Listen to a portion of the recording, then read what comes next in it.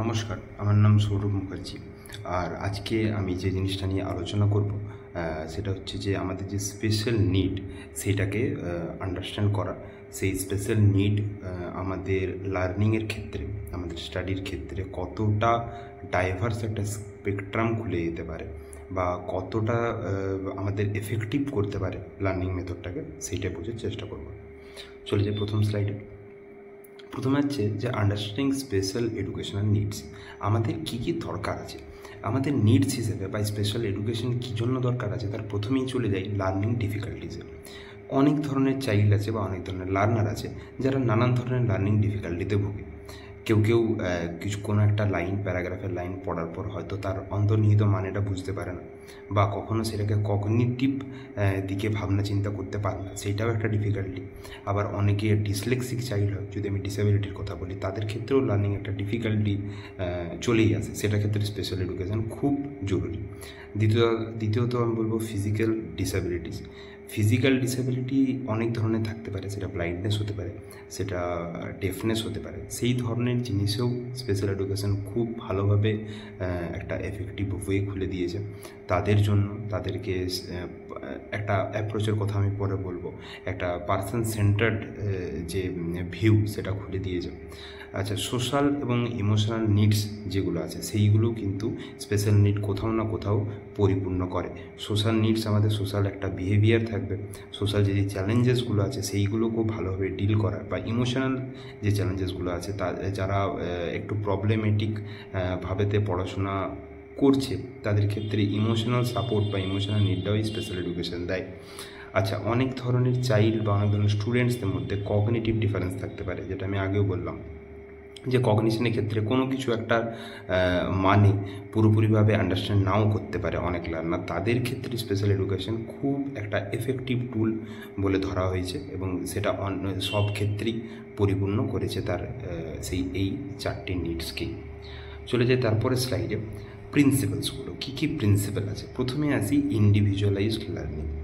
Individualised learning একটা খুবই effective জিনিস পড়াশোনার ক্ষেত্রে, কারণ প্রত্যেকেরই একটা আলাদা স্ট্রেংথ আছে, প্রত্যেকেই আলাদা আলাদা চ্যালেঞ্জেসের মাধ্যমে পড়াশোনা করে, প্রত্যেকের লার্নিং স্টাইল আলাদা। তাহলে সেক্ষেত্রে যদি আমরা একটা ওয়েকেই বলি যে সব স্টুডেন্টদের ক্ষেত্রে এফেক্টিভ, সেটা কিন্তু নয়, সেটা সম্ভব নয়।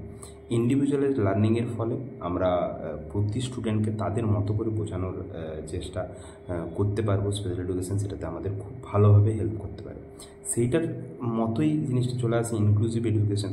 ইনক্লুসিভ এডুকেশনও আমরা দেখেছি যে এখন অনেক ধরনের ইনক্লুসিভ স্কুল চালু হয়েছে, যেখানে সব ধরনের বাচ্চাদের অ্যাকসেপ্টেন্সটাকে খুব বড় করে দেখা হয়েছে এবং উচিতও সেটা।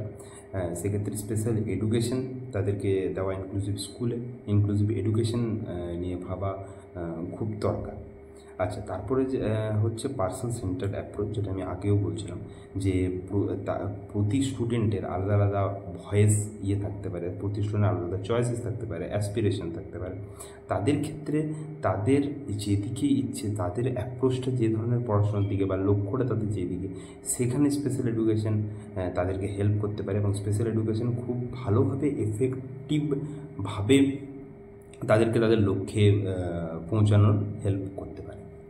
আচ্ছা, তারপরে চলে আসি যে এই প্র্যাকটিসটা আমরা কী করে করতে পারি, স্পেশাল এডুকেশনের প্র্যাকটিস বা স্পেশাল এডুকেশন কীভাবে আমরা বলতে পারি যে কোনো লার্নারের ক্ষেত্রে বা যে কোনো জায়গায় আমরা সেটা চালু করতে পারবো। প্রথমে আসছে ডিফারেন্সিয়েটেড ইনস্ট্রাকশনস। যখনই ইনস্ট্রাকশন দেব তখন টিচারদের একটা ডিফারেন্স থাকবে প্রতিটা লার্নারে। যদি একটা জেনারেলাইজড ইনস্ট্রাকশন তিনি দেন প্রতি স্টুডেন্টদের, তাহলে হতে পারে অনেক স্টুডেন্টের সেটা প্রথমের মধ্যে নাও আসতে পারে। তাহলে এই কগনিটিভ ডিফারেন্সের জন্য ইনস্ট্রাকশনটাও ডিফারেন্সিয়েটেড হতে হবে। দ্বিতীয়ত আসি অ্যাসিস্টিভ টেকনোলজি। এই যে আমাদের নানান ধরনের টিএলএম হতে পারে, নানান ধরনের ডায়াগ্রাম হতে পারে, চার্ট হতে পারে, নানান ধরনের ভিজুয়াল টুলস হতে পারে, যেটার দ্বারা এই টেকনোলজিকে ইনকর্পোরেট করে আমরা খুব ভালোভাবে একটা কনসেপ্টের ক্লিয়ারার পিকচার স্টুডেন্টদের কাছে তুলে ধরতে পারি। এই প্র্যাকটিসটা যদি আমরা করি, স্পেশাল এডুকেশন যে প্র্যাকটিসটা করায় সেই প্র্যাকটিসটাতে অবশ্যই কনসেপচুয়াল যা নলেজ বা ফ্যাকচুয়াল যা নলেজ, দুটোই ভালোভাবে আমরা বলতে পারি যে এফেক্টিভলি স্টুডেন্টদের মাথায় ঢোকানো যেতে পারে। আরেকটা হচ্ছে মাল্টি সেন্সারি লার্নিং। এটা কিন্তু কখনো একটা সেন্স দ্বারা হয় না। এটা আমরা দেখি যে এটা মেমোরিকেও স্ট্রেংথ করে, এটা কম্প্রিহেনশনও বিল্ড করে, এটাতে ভিজুয়াল, অডিটারি, কাইনেস্থেটিক সব ধরনের অ্যাপ্রোচ থাকতে পারে, এবং অ্যাপ্রোচ থাকেও স্পেশাল এডুকেশনের ক্ষেত্রে। তাহলে আমরা এই প্র্যাকটিসটাকে এভিডেন্স বেসড প্র্যাকটিসগুলোর মধ্যে মাল্টিসেন্সারি লার্নিং, অ্যাসিস্টিভ টেকনোলজি এবং ডিফারেন্সিয়েটেড ইনস্ট্রাকশন প্র্যাকটিস করতে পারি। চলে আসি সাকসেসের কথায়। স্পেশাল এডুকেশন ইনকর্পোরেট করার পর অনেক জায়গায় যে সাকসেসগুলো আমরা দেখেছি, প্রথম হয়েছে বেসলাইন অ্যাসেসমেন্ট হয়ে যায় প্রতি স্টুডেন্টের, যে তাদের ইভ্যালুয়েশনের একটা করা যায় যে তাদের অ্যাবিলিটি বা তাদের নিড বা তাদের লার্নিং প্রেফারেন্স কী কী, সেই জিনিসগুলো আমরা খুব ভালোভাবে বুঝতে পারি এই ক্ষেত্রে।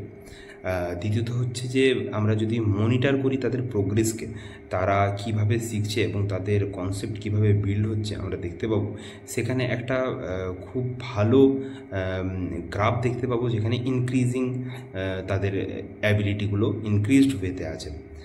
তাদের অ্যাবিলিটি অলওয়েজ কনসেপচুয়ালের ক্ষেত্রেও এবং কগনিশনের ক্ষেত্রেও বেড়েই যায়।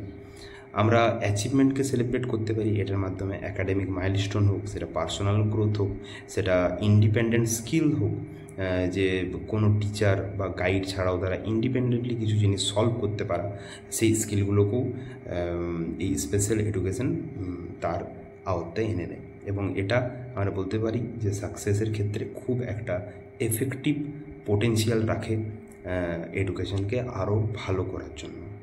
Thank you.